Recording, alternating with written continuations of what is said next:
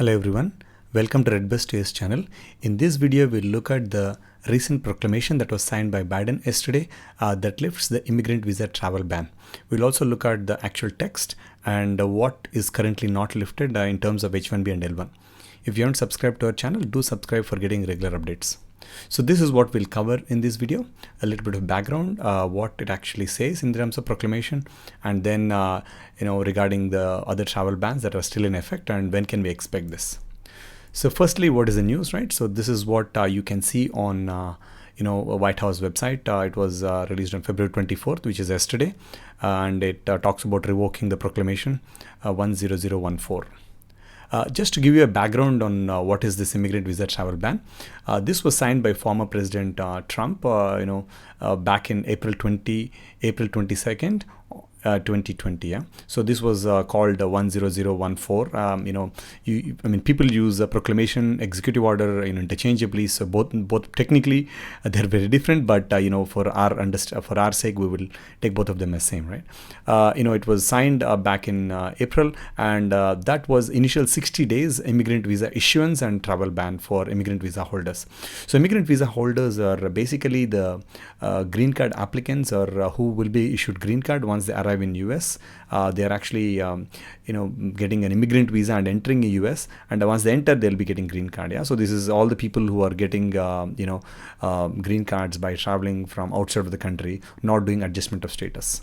So what happened that for the original one, it was extended on June 22nd as part of the second proclamation 10052, which was actually targeted towards H1B holders, and as part of that, it was extended till December 31st. And later again, this was extended before Trump left office with another proclamation 10131, and this lasted until March 31st of this year. So yesterday, which is February 24th, Biden signed a proclamation that addresses the original proclamation that was aimed at immigrant visa holders. So this is a brief background, for you to understand where we're heading. And in terms of this was actually the one that was signed yesterday. The crux of the entire proclamation is basically 3 lines, right? Whatever you see in highlighted purple, yellow, and green, right? So for the first one, it's nothing but revocation. That's what it says, revocation of proclamation 10014. So this is the first one. And the second one is section 1 of proclamation 10052. So as you can see on the screen, you see this snippet is actually from proclamation 10052. So this was the one that actually, what is there in section 1, which is nothing but it says extend 10014, which is the first executive order proclamation until December 31st. And second, the second part of the text is section 1 of proclamation 10131. This is the text of the 10131, which also says extending 10014 and set to expire on March 31st. All in all, all it says is all of these revocation lines are tied to the original proclamation, which is 10014, that is aimed at immigrant visa holders. So that's what it is. And with this executive order, what happens is this is revoked or cancelled, whatever you can call it. So it is not applicable anymore. That's what it is. So what does it mean for everybody, right? As per this, the below people can get immigrant visas at consulates and can enter US. So who are these? These are family members of US citizens and permanent residents who plan to get immigrant visa.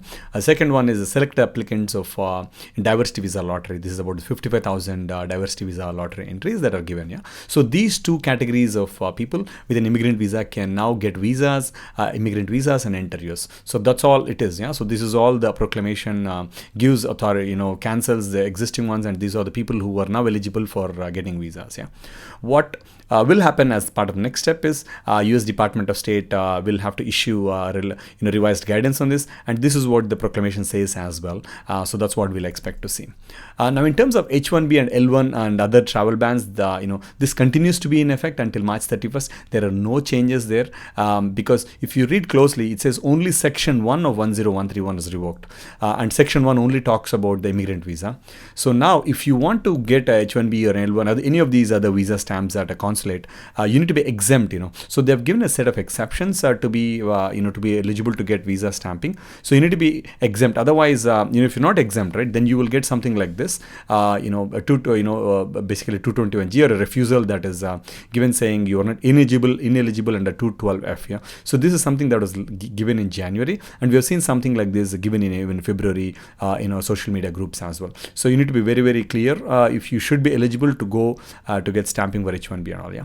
And now when can we expect this to end, right? So for H1B holders, so based on that the highlighted clause, it harms industries in the United States that utilize talent from around the world. Just based on this one clause, many speculate, in fact, including myself, right? Many attorneys say that it's very unlikely that Biden may extend the travel ban of H1B and L1 beyond March 31st because it's hurting industries. If they've actually lifted the immigrant visa travel ban, they should also lift this very likely soon, if not earlier. So this is what many are expecting. Again, this is a pure speculation. So don't take the word. We just have to wait and see how they will have. So they may take it early, or they may set it expired. So we'll have to wait and see. That's all, folks. So thank you for watching. Do subscribe for getting regular updates.